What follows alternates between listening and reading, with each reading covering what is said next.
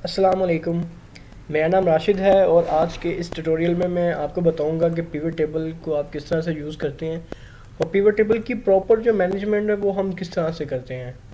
तो सिंपल है, अपने डाटा के बारे में मैं आपको बता देता हूँ कि यहाँ पे कुछ डिफरेंट डेट्स हैं। ठीक है, प्रोडक्ट्स के नेम है, कंट्री, सिटी, टोटल सेल्स और आगे उनका ब्रेक डाउन है। ठीक है, हर मंथ का। तो अब आपको ये काफ़ी ज़्यादा डाटा है। ठीक है, जो पिवट टेबल होता है वो बेसिकली हम यूज़ करते हैं कि अगर हमारे पास काफ़ी सारा डाटा है और हम उसकी रिपोर्टिंग करना चाह रहे हैं। ठीक है, हम उसको समराइज़ करना चाह रहे हैं। ठीक है, ये पिवट टेबल डाटा को समराइज़ करने के लिए होता है, उसे प्रिसाइज करने के लिए होता है ताकि उसकी बेटर अंडरस्टैंडिंग हम डेवलप कर सकें। तो सबसे पहले तो आपने डाटा में कहीं भी आना है, कंट्रोल ए प्रेस करना है। ठीक है, ये इंसर्ट है। इंसर्ट के बाद ये पिवट टेबल पे आपने क्लिक करना है। तो ये अब आपसे पूछेगा कि आप न्यू वर्कशीट पे करना चाह रहे हैं, एग्जिस्टिंग वर्कशीट पे करना चाह रहे हैं, या कहाँ पे इसको जो है वो पेस्ट करवाना चाह रहे हैं। ठीक है, तो मैं क्योंकि इसी शीट पे करवाना चाहता हूँ तो मैं सिंपल मैं इसको क्लोज कर देता हूँ। फिलहाल मैं कंट्रोल ए करता हूँ। ठीक है, पिवट टेबल को ओपन करता हूँ, इसको एंटर करूँगा तो ये डिफ़ॉल्ट जो है वो इसे न्यू शीट पे, ठीक है, यानी कि इसी वर्कबुक में न्यू शीट पे पेस्ट करवा देगा। ये मेरा पिवट टेबल है। ठीक है, इस पिवट टेबल में जो ये आपको हेडिंग्स नज़र आ रही हैं ये मेरे डाटा के हेडर्स हैं। ठीक है, ये फ़िल्टर है। अगर मैं कोई भी चीज़ फ़िल्टर करवाना चाहता हूँ, फ़िल्टर के ज़रिए बनाना चाहता हूँ, तो वो मैं ये इसको तब यूज़ करूँगा। ठीक है, अगर मैं कोई भी डाटा अपना कॉलम में शो करवाना चाहता हूँ, ठीक है, DEF में, तो मैं कॉलम यूज़ करूँगा रो।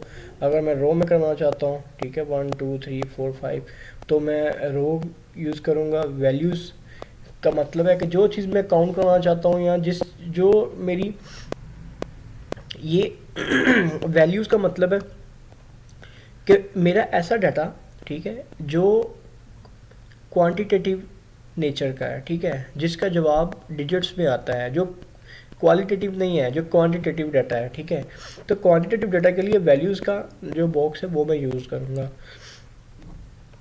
तो ये मेरा डाटा है। ठीक है, हम एक सिंपल सी रिपोर्ट ड्रा करने की कोशिश करते हैं। मैं कहता हूँ कि मुझे सिटीज़ की जो है ना वो टोटल सेल्स की रिपोर्ट चाहिए प्रोडक्ट के हिसाब से। तो मैं इसको कहता हूँ, मैं कहता हूँ कि जो मेरी प्रोडक्ट है, प्रोडक्ट नेम वो मैं रख देता हूँ यहाँ पे। ठीक है, ये इतनी मेरी प्रोडक्ट है। कितनी प्रोडक्ट है मेरी? ये है 13। ठीक है, 13 प्रोडक्ट है मेरी। इनकी मैं सिटी वाइज जो है वो सेल्स देखना चाहता हूँ। तो मैं जो मेरे सिटीज़ जो हैं वो उनको कॉलम में डाल देता हूँ। ठीक है, सिटी मेरे फैसलाबाद, इस्लामाबाद, कराची, लाहौर, मुल्तान, रावलपिंडी। ठीक है, और ये मेरी टोटल सेल आ रही है और मैं इसको यहाँ पे कर देता हूँ। मैंने आपको बताया था कि जो मेरी टोटल सेल होगी, ठीक है, जो मेरी टोटल सेल होगी वो मैं वैल्यूज़ में लिखूँगा क्योंकि ये मेरा क्वान्टिटेटिव डाटा है। तो सबसे पहले तो मैं इसको सॉर्ट आउट करवा देता हूँ। ठीक है, कि सबसे ज़्यादा सेल किसकी है और सबसे कम किसकी है। और उसके बाद मैं इसे कोमा स्टाइल में ले आता हूँ ताकि पढ़ने में जो है ना वो आसानी हो।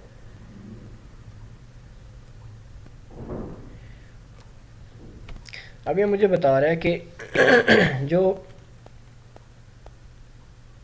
पैच कोड है, ठीक है, 5 मीटर की,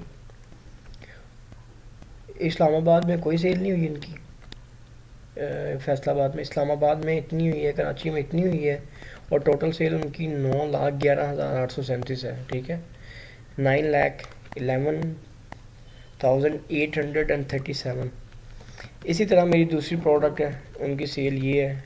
ठीक है, अगर मैं इस्लामाबाद की टोटल सेल की बात करता हूँ तो वो इतनी है। ठीक है, अगर मैं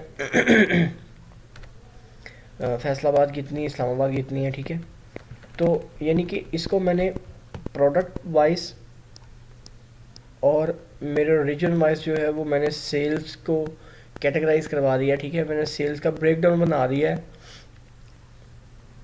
अब इसमें ये है कि अगर मैं इसको राइट क्लिक करता हूँ, ठीक है, समराइज बाय, ठीक है, आप यहाँ पे कर सकते हैं। ये जो सेल इसने की हुई है, ये सेल्स को इसने सम किया हुआ है। ठीक है, ये समराइज बाय, मैं काउंट भी देख सकता हूँ, मैं एवरेज भी देख सकता हूँ, मैक्स मीन प्रोडक्ट और तकरीबन 11 से 12 ऑप्शन हैं टोटल, ठीक है।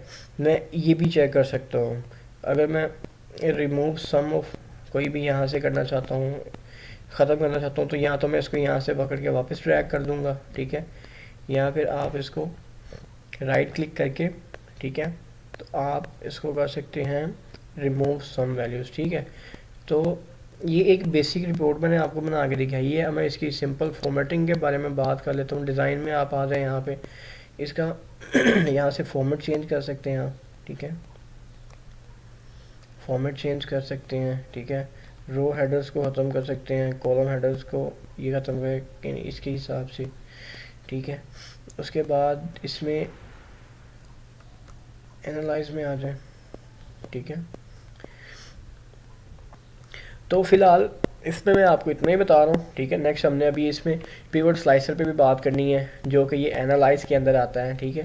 तो फिलहाल मैंने आपको ये बता दिया कि आप पिवट टेबल किस तरह से ड्रॉ करेंगे, ठीक है, किस तरह से एक रिपोर्ट बनाएंगे, ठीक है, और उसकी बेसिक जो फॉर्मेटिंग है वो किस तरह से करेंगे, ठीक है। आज के लिए यही है। जो इससे नेक्स्ट वाला ट्यूटोरियल होगा पिवट टेबल का, उसमें हम इससे नेक्स्ट बात करेंगे, ठीक है। तो शुक्रिया आपके टाइम के, थैंक यू सो मच।